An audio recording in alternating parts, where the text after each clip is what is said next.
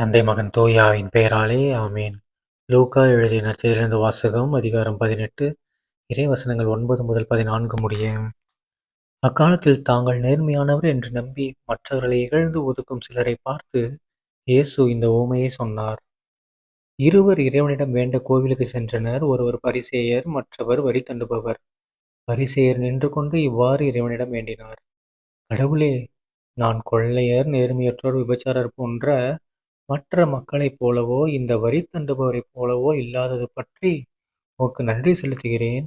வாரத்தில் 2 முறை நோன்பு இருக்கிறேன். என் வருவாயில் எல்லாம் 10ல் ஒரு பங்கை கொடுக்கிறேன். ஆனால் வரி தண்டுபவர் தொலையில் நின்று கொண்டு வானத்தை அண்ணாந்து பார்க்க கூட துணியாமல் தம் மார்பில் அடித்து கொண்டு, கடவுளே, ஆவியாகிய என் மீது இறங்கியருளும் என்றார்.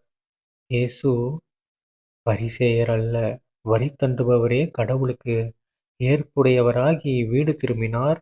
ஏனெனில் தம்மைத்தாமே உயர்த்துவோர் தாழ்த்தப் பெறுவர், தம்மைத்தாமே தாழ்த்துவோர் உயர்த்தப் பெறுவர் என நான் உங்களுக்குச் சொல்கிறேன் என்றார். ஆண்டவரின் அருள்வாக்கு. கிறிஸ்துவே உமக்கு புகழ். அன்பார்ந்த சகோதர சகோதரிகளே, இன்று பொதுக்காலம் 30ஆம் வாரம் அக்டோபர் 26ஆம் தேதி 2025ஆம் வருடம் ஞாயிற்றுக்கிழமை. இன்றைய நற்செய்தியில பாருங்க, நம்ம இயேசு கிறிஸ்து ஆண்டவர் என்ன சொல்றாரு? வெளிவேடக்காரர்கள் மாதிரி இருக்காதீங்க. அது மட்டும் இல்லாம, நீங்க வச்சிருக்கிற பக்தி தான் அதிகம், மற்றவர்கள் வைத்திருக்கிற பக்தி கம்மி அப்படிங்கிற எண்ணத்தை முதல்ல ஒதுக்குங்க.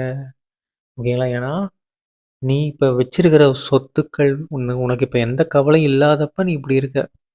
ஆனா பயங்கரமான கவலையோட இருக்கிறவங்க எப்படி கடவுளோட பக்தியில இன்னும் மெயின்டைன் ஆகுறாங்க. இப்ப நம்ம இவ்வளோ பக்தியோட இருக்கோம். திடீர்னு கொஞ்சம் ஏதாவது கவலை வந்துருச்சுன்னா என்ன ஆயிடும்?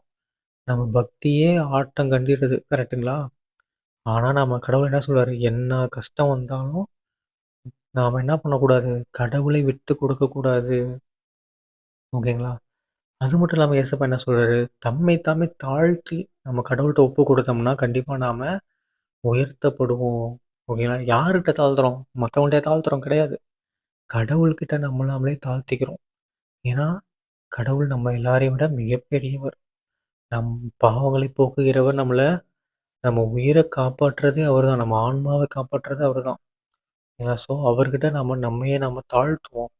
கடவுள்ட்டலாம் எதிர்த்துலாம் எந்த வார்த்தையும் பேசக்கூடாது. சரிங்களா? ஸோ கடவுள்ட்ட நம்ம தாழ்த்துவோம். அழுது புலம்பி வேண்டுவோம். கண்டிப்பா கடவுள் நம்மள மேலும் உயர்த்துவார். சரிங்களா? தந்தை மகன் தூய ஆவியின் பெயராலே ஆமென். இயேசுவுக்கு புகழ். இயேசுவுக்கு நன்றி. மரியே வாழ்க. இயேசுவின் ரத்தம் ஜெயம். அல்லேலூயா. Praise the Lord.